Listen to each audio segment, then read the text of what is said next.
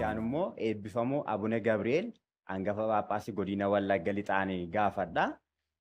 Akkuma abbaan keenya kaasuudhaaf yaalanii akka seera mana amantaa Ortodoksii Tawaahidootti abbaan tokko fedhii uummataa malee biyya lallabaa torba bulchuun akkamitti ilaalama akka Sinodoosii Oromiyaatti? Baay'ee gaariidha. Maqaa Abbaa, maqaa Ilmaa, maqaa Hafuura Qulqulluu Waaqa tokkotti namannaa. Gaaffii gaariidha. Abbaan keenya bal'isanii kaasaniiru. Akka mana amantaa Ortodoksii Tawaahidootti akkuma isaan sila kaasan Phaaphaasiin tokko Haagara Sibkatii tokko qabata jechuudha. Lamaan qabatu jechuudha. Inni kun garuu duula uummata keenya saba Oromoo balleessuudhaaf deemaa jira raawwachuudhaaf godhan malee seera mana amantaa keenyaa keessa hin jiru jechuudha. Inni biraan seerri mana amantaa keenyaa kana bichaa miti kan diigan kun nu dhibuu hin qabu jechuudha. Isaan muudamumarraa kaasanitti doogimaa diiganii jechuudha jarri kun. Doogimaa jechuun immoo sagalee gooftaa keenyaa fayyisaa keenyaa Iyyasuus Kiristoosidha jechuudha. Doogimaatu diigame. Doogimaa waan diiganiif doogimaa jechuun kallattumaan sagalee Waaqayyoo jechuudha. Namni sagalee Waaqayyoo diige immoo nama sin kabaju seera biyya lafaa sin kabaju seera ofiisaa baasetti hin bulu jechuudha.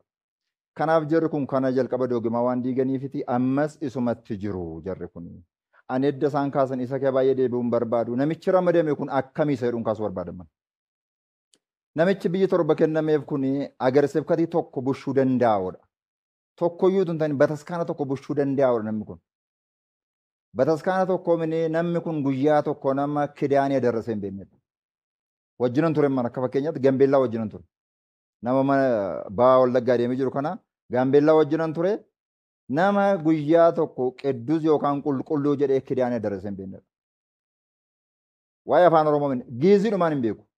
Nama guyyaa tokko taa'ee hin barannedha. Kanaaf namichi kun akka inni jarri kun burqaama isaanirraa ka'umsuma isaanirraa kan isaan qaban saba Oromoo balleessuudha kaayyoon isaanii. Amantaa keessaa baasu. Bakka sabi Oromoo har'a dhaabbatee Waaqayyoo waaqeffachaa ture isaan dhaabbatanii bakka kana fudhachuu. Manni amantaa kun isaaniif aksiyoona isaaniiti jechuudha. Waa'ee lubbuun beekan amma isaan, waa'ee mootummaa Waaqayyoon beekan. Isaan kan beekan manni amantaa kun isaaniif aksiyoona dhaabbata dhuunfaa isaaniiti.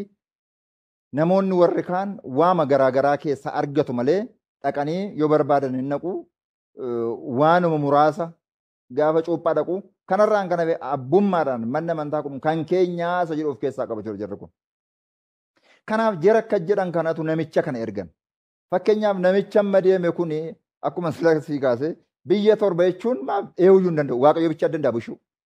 Biyya torba kan bushuu danda'u Waaqayyo bichaadha isa Waaqaaf lafaa'u.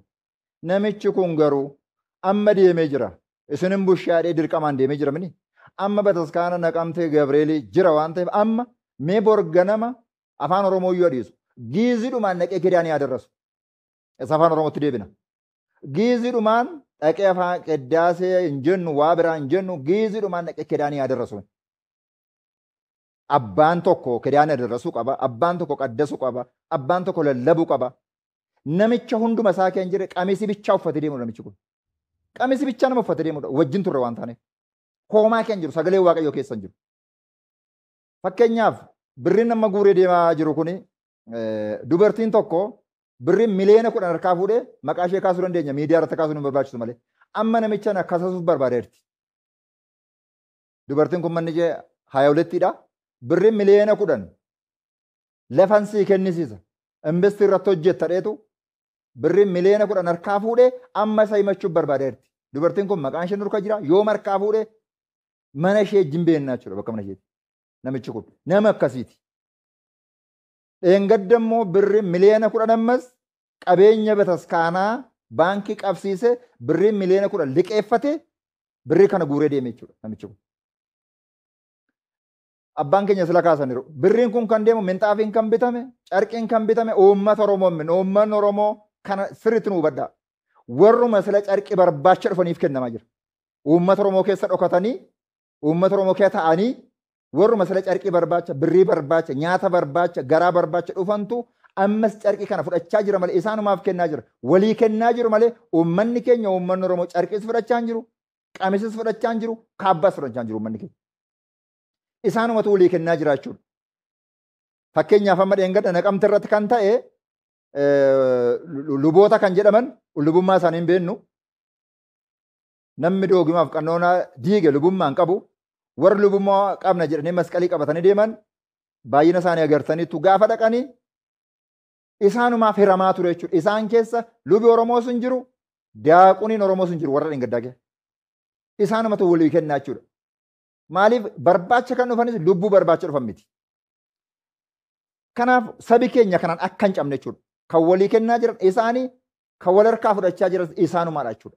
Jarri kun immoo mari'atanii suluma uummata Oromoo cabsuudhaaf jalqabaa kaasanii baruma mootota jedhaman sanaa kaasanii uummata Oromoo cabsuudhaaf namoota hidhatanii ka'anidha. Uummata Oromoo bataskaana keessaa baasu, uummanni Oromoo bataskaana keessaa bahe amma bakka garaagaraatti mana amantaa jedhe ijaaree jiru sababa jara kanaa mana amantaa kee adeeme jechuudha. Jarri kun dhibbatti uummanni Oromoo lafarraa badee uummanni Oromoo dhibee qe'ee Oromoo lafa Oromoo dachee Oromoo fudhachuuf deemaa jiru. Hin dandeenye waaqayyotu didi malee jira kan irratti. Ammas kan jarri kun itti jiran isuma durii kanatti jiru jechuudha. Isuma duraa kana abjoochaa jiru. Fakkeenyaaf amma Sinodoosiin Oromiyaa teessoo Phexros bara 2015 amajji gaafa 14 Phaaphaasonni muudamaniiru. Isaan kun hin ta'a jedhanii yaadne. Mormiin keenya jalqabaa akkuma sila abbaan keenya kaasan mormiin jalqabaa godinni tokko abbaa tokkoon habulu afaan sana tajaajilamudha kan jennu. Gooftaan keenya Yesuus Kiristoos wangeela Yohaannis irratti maalidhaa? Namni hojii dukkanaa hojjetu ifa hin jaallatu ifatti hin ba'udha. Sinodoosiin Oromiyaa ifa hojiinsa hanna kee hin jiru, soba kee hin jiru, wal caalchisuu kee hin jiru.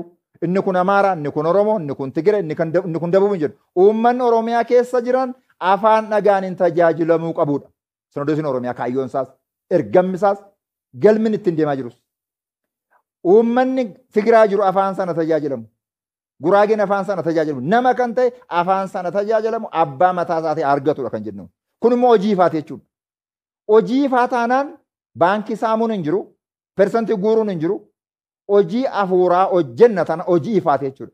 Warri hojii ifaan hojjennu kun hojii dukkanaa hojjetan kun immoo ifatti hin ba'an hin dhokatu jechuudha. Kanaaf sinodoosii kana jibba nammasaa.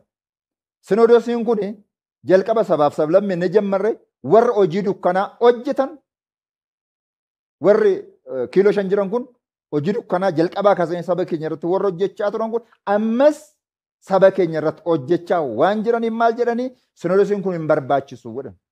Maaliif barbaadu isaan qabeenya guurrachuu bicha barbaadu waan ta'eef kan immoo beenna waan ta'eef hojiidhaan agarreera waan ta'eef. Kanaaf amma jarri kun hojii dukkanaa waan hojjetaniif hojii ifaa jibban. Sinodoosiin Oromiyaa teessoo Phexros kaayyoo qabatee ka'e isaan morman malee kaayyoo isaa qabate ergama isaa mul'ata isaa qabatee deemaa jiraachuudha. Kanaaf akka sinodoosii Oromiyaatti akkamitti ilaaltu isa jedhame kanaaf akka sinodoosii Oromiyaatti jarri kun mana amantaa keenyaa bakka hin bu'anidha. Namicha mana qabtee hin jiru kun mana cufatee taa'u kun sinodoosii Oromiyaa bakka hin bu'udha.